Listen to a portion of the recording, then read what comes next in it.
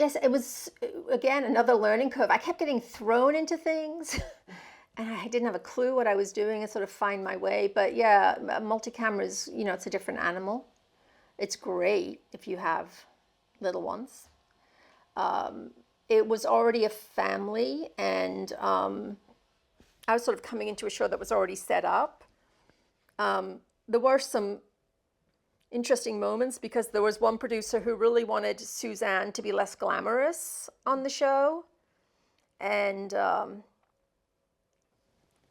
but Suzanne was Suzanne, do you know? And she and I and another producer wanted her to be just how she was. Anyway, they brought me in because Suzanne wanted a fresh take on the character.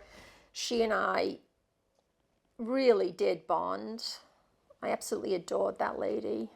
I want to be emotional.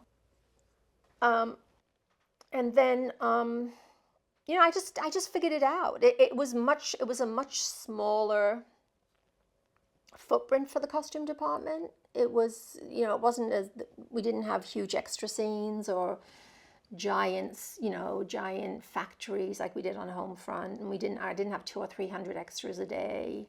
So for me, it felt smaller and then different because you had everything obviously revolves around the comedy. And one of my famous stories is that Suzanne was wearing something that had red in the dress, and the prop man was unhappy with the dress because she had to hold a red apple, and they wanted me to change the dress, and I was typically myself and said, "Why don't you get a green apple?" It was that kind of thing. Like, they're trying to make jokes, but it impacts the costume department, and it's just a different animal, completely different animal. It's not a world that I'm now comfortable in, to be honest. Maybe I just haven't been on a show since Step by Step that